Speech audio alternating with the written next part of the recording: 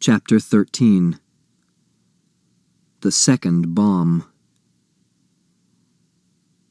No one was in the kitchen of Shin Hu's restaurant when the bomber set a tall can labeled monosodium glutamate behind similar cans on a shelf.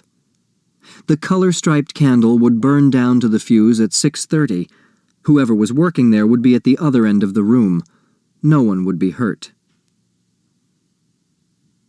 Due to the unfortunate damage to the coffee shop, Shin Hu's restaurant is prepared to satisfy all dinner accommodations.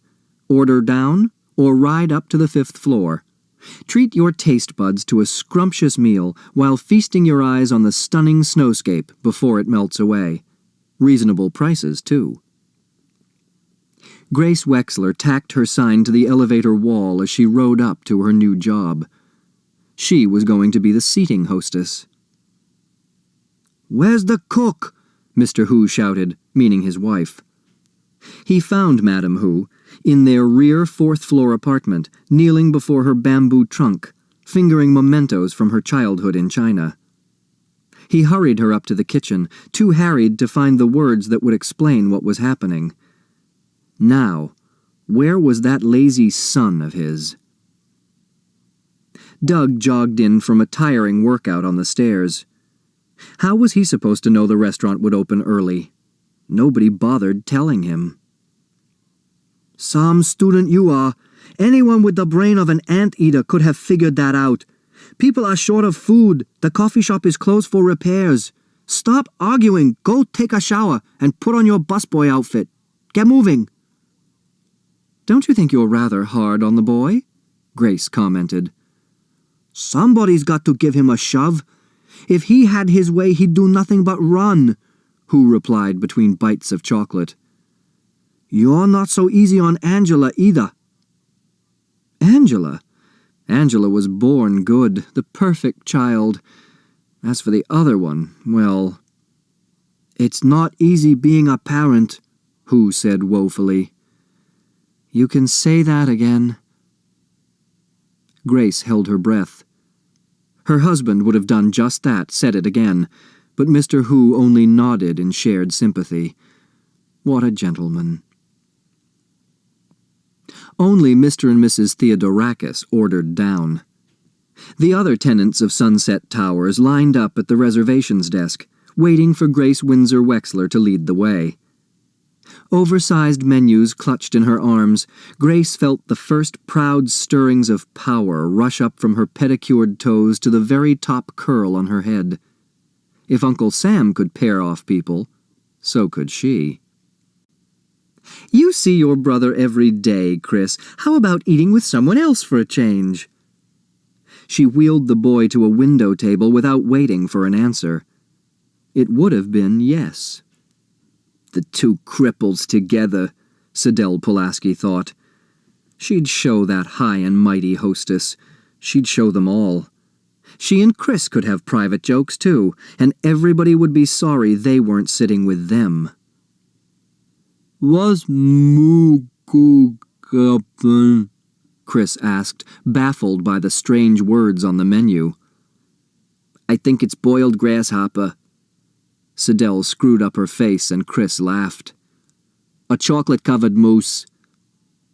"Fresh fried mousse," Chris offered. Now Sidel laughed. They both laughed heartily, but no one envied them. "Your brother seems to be enjoying Ms. Pulaski."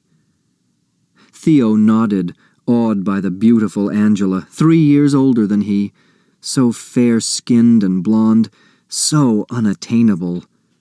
Here he was, sitting at the very same table with her, just the two of them, and he couldn't think of a single thing to say that wasn't stupid or childish or childishly stupid. Usually the quiet one, Angela tried again. "Are you planning to go to college next year?" Theo nodded, then shook his head. "Say something, idiot." "I got a scholarship to Madison, but I'm not going. I'm going to work instead." What big, worried, sky-blue eyes. "The operation for Chris will be very expensive." That was worse. Now she's feeling sorry for him. If Chris had been born that way, maybe it wouldn't be so bad, but he was a perfectly normal kid, a great kid. And he's smart, too. About 4 years ago, he started to get clumsy. Just little things at first. Perhaps my fiancé can help. Angela bit her lip. Theo was not asking for charity. And fiancé, what an old-fashioned, silly word. I went to college for a year. I wanted to be a doctor, but, well, we don't have as much money as my mother pretends. Dad said he could manage if that's what I really wanted, but my mother said it was too difficult for a woman to get into medical school. Why was she gabbing like this? I want to be a writer, Theo said. That really sounded like kid stuff. Would you go back to college if you won the inheritance? Angela looked down. It was a question she didn't want to answer. Or couldn't answer. Long before becoming a judge, Josie Joe Ford had decided to stop smiling. Smiling without good reason was demeaning. A serious face put the smiler on the defensive. A rare smile put a nervous witness at ease. She now bestowed one of her rare smiles on the dressmaker. "I'm so glad we have this chance to become acquainted, Mrs. Bomback. I had so little time to chat with my guest last night." "It was a wonderful party." Flora Bomback appeared even smaller and rounder than she was as she sat twisting her napkin with hands accustomed to being busy. Was her face permanently creased from years of pleasing customers, or was a tragedy lurking behind that grin? "Have you always specialized in wedding gowns?" "Mr. Bomback and I had a shop for many years. Bomback's for the bride and groom. Perhaps you've heard of it." "I'm afraid not." The judge would have said no in any case to keep her witness talking. "Perhaps you've heard of Flora's Bridal Gowns? That's what I called my shop after my husband left. I don't know much about groom's clothes. They're mostly rentals anyway." Flora Bomback lost her timidity. The judge let her chat away. "I'm using heirloom lace on the bodice of Angela's gown. It's been in my family for 3 generations. I wore it at my wedding, and I dreamed that someday I'd have a daughter who would wear it too. But Rosalie didn't come along until I was in my 40s, and—" The dressmaker stopped. Her lips tightened into an even wider grin. "Angela will make such a beautiful bride. Funny how she reminds me of her." "Angela reminds you of your daughter?" the judge asked. "Oh my, no. Angela reminds me of another young girl I made a wedding dress for. Violet Westing." The heavy charms on Sidel Pulaski's bracelet clinked and clunked as she raised a full fork and flourished it in a practiced ritual before aiming it at her open mouth. Chris's movements were even jerkier. She's a good person, he thought, but she thinks too much about herself. Maybe she never had anybody to love. "Here, let me help you to some of this delicious sweet and sour ostrich." Their laughter drowned out the loud groan from another table where Turtle sat alone, a transistor radio plugged in her ear. The stock market had dropped another 12 points. "I'm starved. Let's sit down to eat." Head held high, Grace Wexler led her husband across the restaurant. "All I want is a corned beef sandwich, not a guided tour." "Would you prefer to sit alone, or with that young lady over there?" "I thought I was going to sit with you." "Please be seated," Grace replied. Mr. Who, will take your order shortly." Jake snatched the menu from his wife and watched her glide, gracefully, he had to admit, to the reservations desk and whisper in Who's ear. "Jimmy, she calls him." "That's a fine kettle of fish," he exclaimed, then turned to his dinner companion. "Fine kettle of fish. I'm so hungry even that sounds good. And from the looks of this menu, that's probably what I'll get." "I'm okay," Turtle replied, the final prices of actively traded stocks tumbling in her ear. Mr. Hu waddled over. "I recommend the striped bass." "See? What did I tell you? A kettle of fish." Turtle switched off the radio. She had heard enough bad news for one day. "How about spare ribs done to a crisp?" Hu suggested. Then he lowered his voice. "What's the point spread on the Packers game?" "See me later," Jake muttered. "Go ahead and tell him, Daddy," Turtle said. "I know you're a bookie." "Can you stand on your legs?" Sidel Pulaski asked. "Can you walk at all?" People never asked Chris those questions. They whispered them to his parents behind his back. "No. Why?"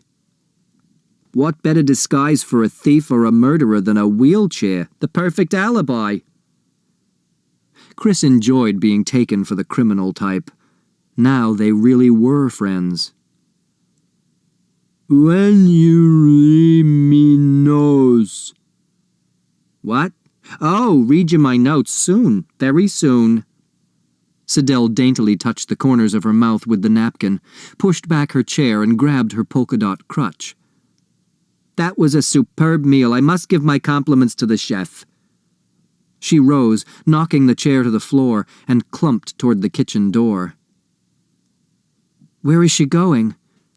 Angela, starting up to help her partner, was distracted by shouting in the corridor. "Hello in there! Anybody home?" Through the restaurant door came a bundled and booted figure. He danced an elephantine jig, stomping snow on the carpet, flung a long woolen scarf from his neck, and yelled, "Otis Amber is here! The roads are clear!" That's when the bomb went off.